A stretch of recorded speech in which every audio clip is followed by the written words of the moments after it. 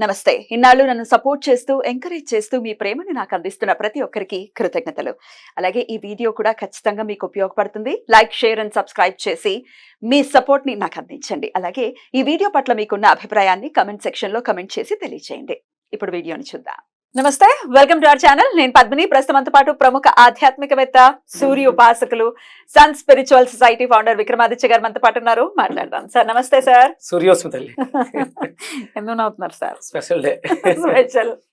Special day. Yes, definitely. ఏమిటి special day అంటే December మాసం కదా. అంటే పాత సంవత్సరాన్ని విడిచిపెట్టి కొత్త సంవత్సరంలో అడుగెడబోతూ ఒక్కళ్ళు ఇద్దరు అవుతారు, ఇద్దరు ముగ్గురు అవుతారు, కుటుంబం పెద్దదవుతుంది. అంటే మనకి కొత్త సబ్స్క్రైబర్స్ వస్తారు కదా. టాలెంట్ అంటే టాలెంట్. అలాగే మనకి నూతన సంవత్సరంలో ఒక అద్భుతమైనటువంటి ఆధ్యాత్మికవేత్త పురుడు పోసుకోబోతున్నారు. ప్రకృతి పరవశించి ఒక శ్రీరామచంద్రమూర్తిని రామచంద్రుడు మనకి ఇవ్వబోతుంది.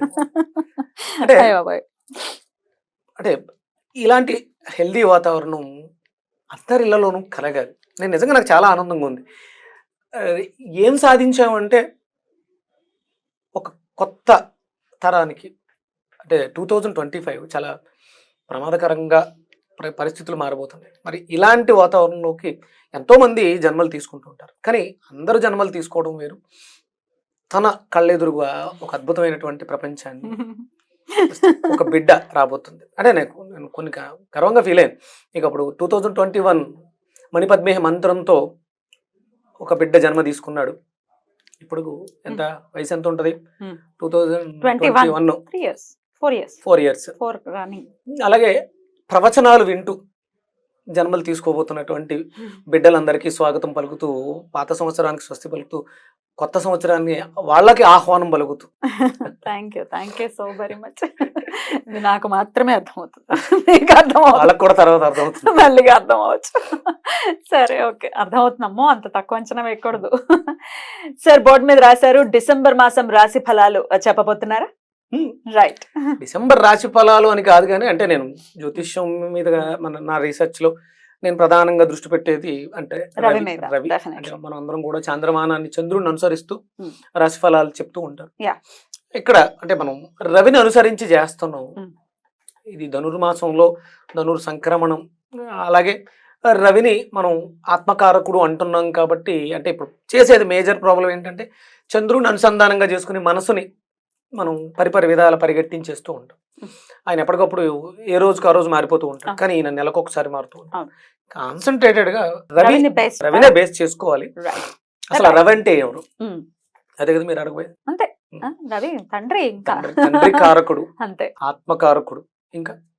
ఇంకా ఫేమ్ ఏమిటి, తర్వాత ఆరోగ్యం ఏమిటి, అన్ని రకాల ఇంకా A to Z. ఇప్పుడు చంద్రుడినే మనం ప్రమాణంగా తీసుకుంటే ఇక్కడ చంద్రుడు మిస్ అయ్యాడు. చంద్రుడు అంటే తిరుగుతూనే ఉంటాడు కదా అని రాయలేదు. అంటే సహజంగా ఈయన నుంచి తీసుకున్నటువంటి కాంతితో ఆయన పరిభ్రమిస్తూ ఉంటాడు. ఎగ్జాక్ట్లీ. కానీ ప్రధానంగా మనం తీసుకోవాల్సింది రవిని. 16th కి ఆయన వచ్చేస్తారు, ధనుసు రాశిలోకి వస్తారు. అప్పటి నుంచి ధనుర్మాసం కూడా ప్రారంభం కాబోతుంది. సో రవిని బేస్ చేసుకుని చెప్తారు. ఒక వెజిటబుల్ థెరపిస్ట్ గా ద్వాదశ రాశుల వాళ్ళు ఇండికేషన్స్ ఏమిటి, ఏమేమి జరగబోయే పరిస్థితులు ఉంటాయి, అలాగే ఖచ్చితంగా ఆరోగ్యం మస్ట్ అండ్ షుడ్ గా ప్రతి ఒక్కరు కాపాడుకోవాలి. అందులో ఎటువంటి సందేహం లేదు, ప్రయత్నపూర్వకంగా కదా. రాశి ఫలాల ప్రకారం, గోచారం గ్రహచారం ప్రకారం 2025 చాలా ప్రమాదకరంగా, కరోనా కంటే పెద్ద ప్రమాదకరమైనటువంటి విపత్తు రావచ్చు అని అంచనాలు వేయటం జరిగింది. దానికి ముందే మనం సిద్ధపడితే, జాగ్రత్త పడితే, 10 మందిని జాగరూకతకి మేలుకొలిపితే, అందరూ నిద్రావస్థలోంచి బయటకు వచ్చి అసలు ఏం జరుగుతుందని చూడగలిగితే ఆ ప్రమాదం నుంచి తప్పించుకోవచ్చుగా.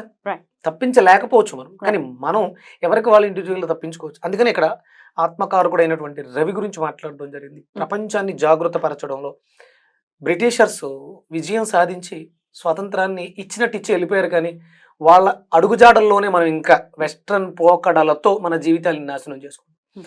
సూర్యుడితో అనుసంధానం అయితే జీవితాలు ఎలా మారతాయి అనేది మనం చూస్తున్నాం, జనం చెప్పుకుంటూ ఉన్నారు. నాకు చాలామంది వాళ్ళ కాల్స్, వాళ్ళ జీవితాల్లో జరిగిన మార్పులు. బెంగళూరు నుంచి నిన్న ఒక మెసేజ్, ఒక అడ్వకేట్ ఆదిలక్ష్మి పూజని పరిచయం చేసి, మనం ఆదిలక్ష్మి పూజ గురించి మాట్లాడాం. మా జీవితంలో అద్భుతమైనటువంటి మార్పులు వచ్చినాయి, ఎంతో మందికి వాళ్ళలో వాళ్ళే చెప్పేసుకుని వాళ్ళ జీవితంలో చాలా మార్పులు Wow. వచ్చినాయి అని మెసేజ్ పెట్టడం సో బ్యూటిఫుల్. సంతోషం కదా. డెఫినెట్లీ. అది ఇంకొంచెం బాధ్యత నా మీద పెంచింది, ఇది ఇంకా బాగా తెలియాలి. Hmm. ఇప్పుడు ఇది ధనుర్మాసం ఎలా అంటామమ్మా అంటే ఇప్పుడు కృతికా నక్షత్రంతో Hmm. పౌర్ణమి ఏర్పడితే కార్తీక మాసం. కార్తీక. Hmm. మరి ఇప్పుడు ధనుర్మాసం అని ఎలా చెప్పాం? And రవిని బేస్ చేసుకునే ఇక్కడ- ధనుర్మాసం. ఆహా, Yeah. అంటే ఇక్కడ మార్గశీర్ష మాసం ఇది అయినప్పటికీ. వృశ్చిక మాసం, ఉమ్, ఇది తులా మాసం. ఆ. అంటే రవి ఎక్కడ ఉంటే అక్కడ మాసం, ఆయన అవును. 30 రోజులు ఉంటున్నాడు కాబట్టి ఆ పేరు వచ్చింది. అవును. మనం గంటలు లెక్కేస్తాం కదా, హవర్ ఎక్కడతో వచ్చింది? ఉమ్. హోరతోటే వచ్చింది. కూరదు. అది కూడా ఇదంతా కూడా రవిని బేస్ చేసుకునేవే. ఇదంతా జ్యోతిష్ శాస్త్రం కావచ్చు, ప్లానెటరీ పొజిషన్ కావచ్చు, A to Z ఆయన అనుసంధానం చేసుకుంటాం. Beautiful sir. మరి ద్వాదశ రాశుల వాళ్ళకి ఎలాంటి పరిస్థితులు ఉండేటటువంటి పరిస్థితి ఉంటుంది అంటే ఈ నెల్లాళ్ళు కూడా డిసెంబర్ మాసం అయిపోతూనే 2025 కూడా ఇంగ్లీష్ క్యాలెండర్ అయినప్పటికీ 25కి స్వాగతం పలుకుతాం మనము. మరి ఈ నెల్లాళ్ళు ఎలా ఉంటుందో ద్వాదశ రాశుల వాళ్ళకి ఒకసారి చూద్దాము. అలాగే ఆరోగ్యాన్ని కాపాడుకోవడం కోసం ఖచ్చితంగా ఏ రాశి వాళ్ళు ఏ రెమెడీస్ చేసుకోవచ్చు, ఏ వెజిటబుల్ ని ఖచ్చితంగా వాడుకోవాలి అనేది కూడా ఈ వీడియోస్ లో ఉంటుంది. ఇంకొక చిన్న మాట చెప్పిన అంటే వెస్ట్రన్ లో ఇంగ్లీష్ మ్యాసాలుగా తీసుకుందాం. ఇక్కడ మనకి దక్షిణాయనం అయిపోతుంది, తెల్లవారుతుంది. మనం దాన్ని ఏమంటారు, బ్రాహ్మీ ముహూర్తంలో ఉన్నాం. బ్రాహ్మీ ముహూర్తం నుంచి దేవతలు నిద్రలేస్తున్నారు. అంటే న్యూ ఇయర్ సెలబ్రేషన్స్ దేవతలు నిద్రలేస్తున్నారు, వాళ్ళకి పగలు అంటే రాత్రి నుంచి పగల్లోకి వస్తున్నారు అనుకోవచ్చుగా. సెలబ్రేట్ చేసుకుందాం దాన్ని కూడా. దక్షిణాయనం నుంచి ఉత్తరాయణంలోకి నడక మార్చుకుంటున్నాడు రవి. మనం అక్కడే తీసుకుందాం. ఒక రకంగా చెప్పాలంటే డిసెంబర్ మిత్ర జయంతి, డిసెంబర్ 25వ తారీఖు మిత్ర జయంతి. అన్యమతస్థులు దాన్ని వేరేగా సెలబ్రేట్ చేసుకుంటున్న మిత్ర అనే అంటే ఇప్పుడు కనిపిస్తున్న సూర్యుడు ద్వాదశ ఆదిత్యులు అంటే కనిపిస్తున్న సూర్యుడే ఆవిడ గర్భంలోకి ప్రవేశించి ద్వాదశాదిత్యులుగా జన్మ తీసుకున్నారా కదా. మనకి కశ్యప ప్రజాపతి కడుపు గర్భంలోకి అంటే అదితి గర్భంలో అప్పుడు ఆయన అడుగుతుంది, పిల్లలు కావాలని కోరుకోండి, ఆ సూర్యుడిని వేరుకుంటది, నువ్వే నా గర్భంలో జన్మించు అని కోరుకుంది. అక్కడ మిత్రుగా జన్మ తీసుకున్నారు. అది డిసెంబర్ 25 మిత్ర జయంతిగా. అంటే మనకి ఇక్కడ భారతదేశంలో చేసుకోరు. అందుకే మనం డిసెంబర్ 31 అంటే ఈ పాత సంవత్సరానికి స్వస్తి పలుకుతూ కొత్త సంవత్సరంలో ప్రవేశించవచ్చు, తప్పేం లేదు. ఉత్తరాయణానికి వెల్కమ్ చెప్పచ్చు, చాలా ఉత్సాహంగా. అది అంటే మందు మాంసాలతో భ్రష్టు పట్టిపోకుండా స్వాగతం పలకడానికి స్వచ్ఛంగా ఉందాం, దేవతలని ఆహ్వానిద్దాం కదా. తప్పకుండా చక్కగా సమన్వయపరిచారు, చక్కగా దాన్ని అనుసంధానం చేశారని అన్వయించుకోవాలి. అంతే, ఏది తప్పు ఉండదు, ప్రతిదాన్ని మార్చుకుందాం. Right sir. మరి మొదలు పెడదామా ద్వాదశ రాశి ఫలితాలు? మరి తులా రాశి వారికి ఎలా ఉండబోతోందండి డిసెంబర్ మాసం? తులకి ఆయన ఎక్కడున్నట్టమ్మా? తులకి ఆయన 3వ స్థానంలో సార్. తృతీయంలో సంచారం చేస్తున్నారు. తృతీయం అనగానే మనం అనుకున్నాం 11th అంటే అక్క అన్న, తృతీయం అనగానే చెల్లి తమ్ముడు. అవును. అలాగే మన ధైర్య సాహసాలు.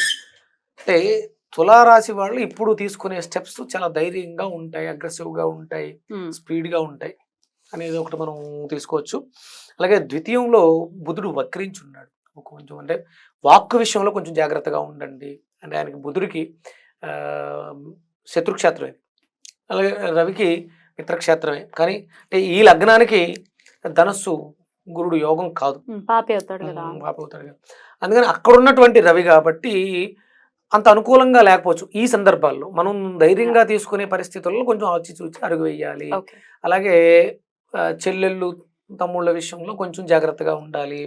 అలాగే మనకి ఇక్కడ వ్యయంలో కేతువు, మోక్షంలో కేతువు, నిద్ర సమస్యలు, బెడ్ కంఫర్ట్స్ కొంచెం ఇబ్బంది పడవచ్చు.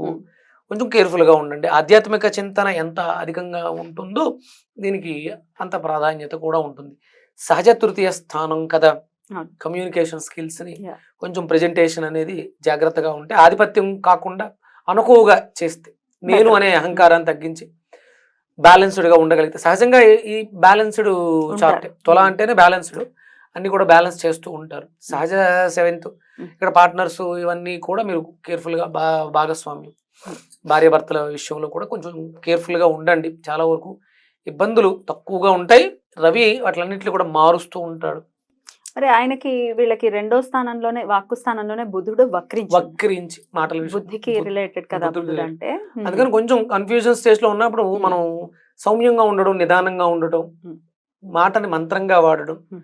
మంత్రాలని మాటలుగా వాడడం. ఇప్పుడు ఎవరో తిడుతున్నారు, మాట్లాడాలి సమాధానం చెప్పేయడం బదులు ఓం నమ శివాయ శివాయ నమః అనుకోవడం, శరవణ భవాయ నమః అనుకోవడం, ఇవే చేస్తూ ఉంటే మనసులో అంటే అది నిన్ను నియంత్రించుకోలేని కోపం వస్తూ ఉంటుంది.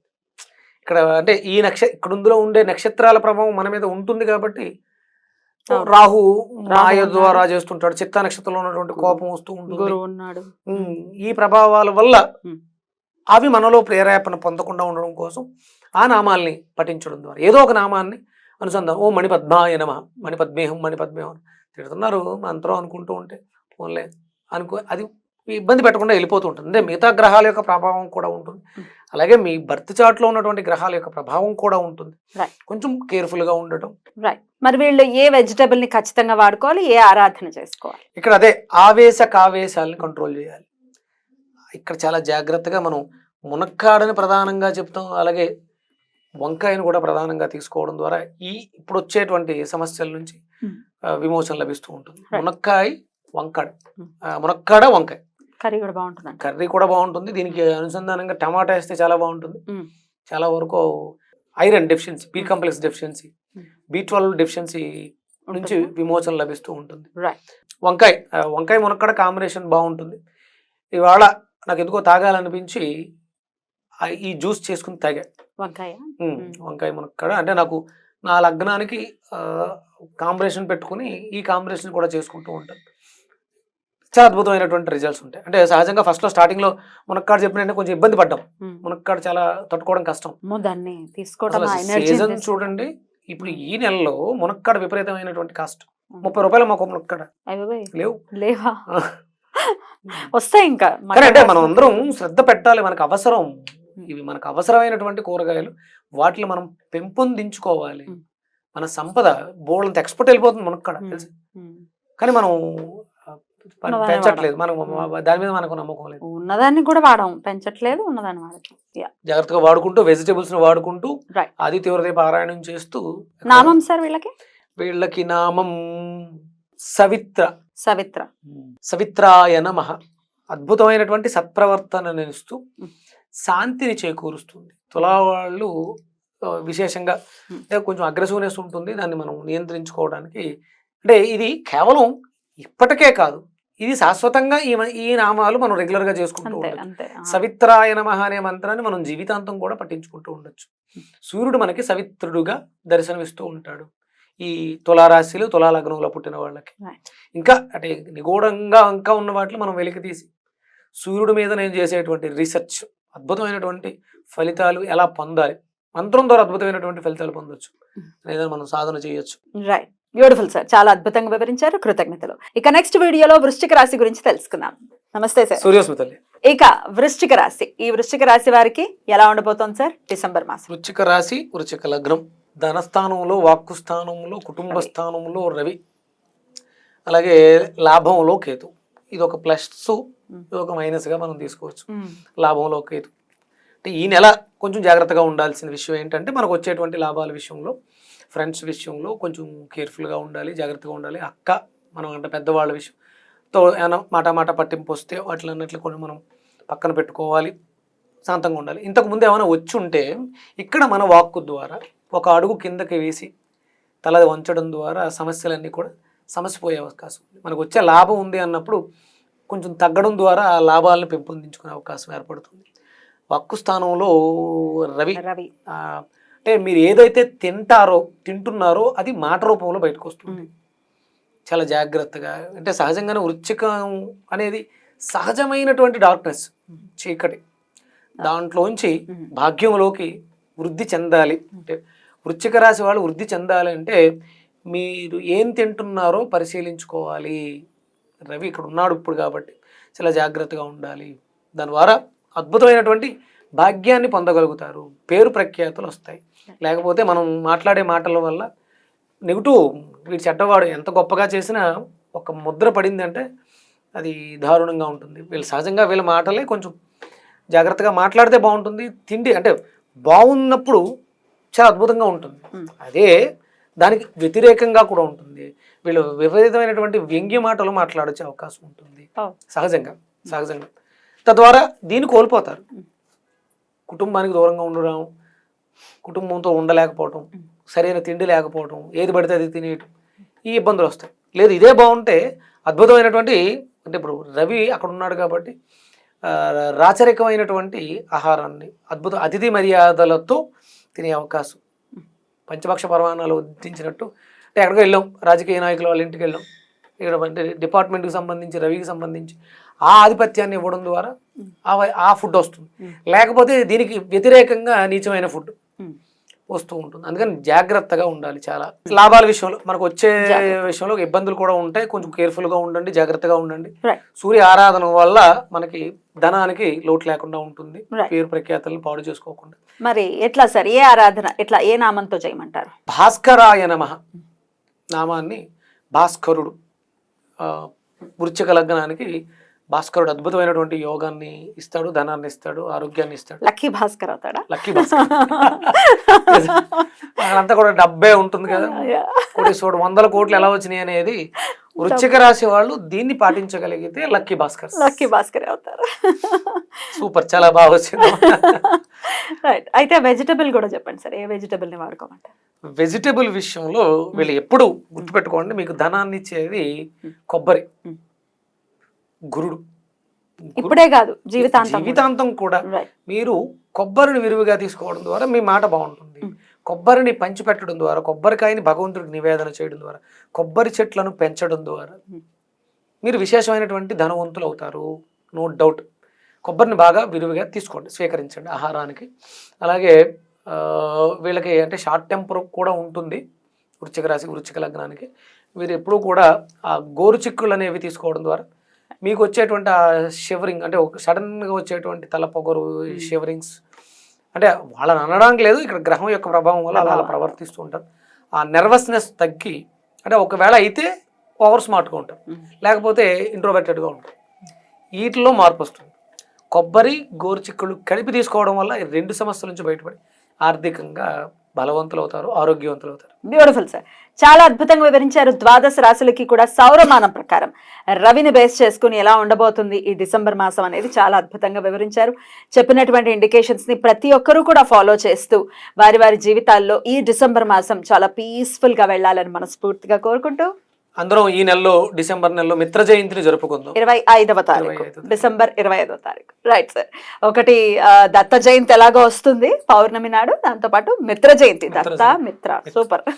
అలాగే నేను ఈ నెలలో సూర్యనారాయణమూర్తి కళ్యాణం జరుగుతుంది, పౌర్ణమి 15 ఆగస్టు 15 హైదరాబాద్ లో అంగరంగ వైభవంగా సూర్యనారాయణమూర్తికి లోక కళ్యాణార్థం చేస్తాం. రైట్, దాని గురించి నెక్స్ట్ వీడియోలో మాట్లాడుకున్నాం. Thank you sir. నమస్తే. సూర్యసుందరి.